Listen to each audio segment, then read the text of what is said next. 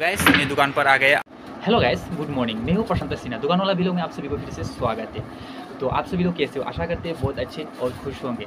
तो आज रक्षाबंधन है, सभी बहनों को मेरी तरफ से हैप्पी हैप्पी हैप्पी रक्षाबंधन। तो अभी आ रहा है, हम लोगों को अभी राखी बांधेगा। सो गाइस और एक बहन आ गया मुझे राखी बांधने के लिए, मुझे राखी बांधेगा। कहना है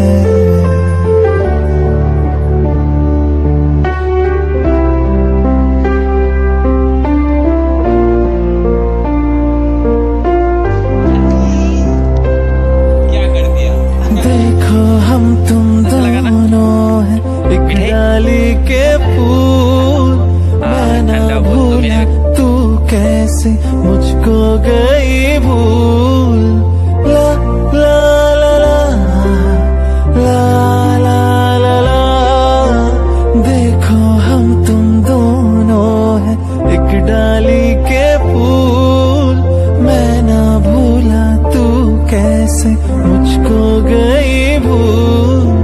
आ मेरे पास। दिन में आज वो एक मैंने भी मिठाई बांध रहा है भाई को।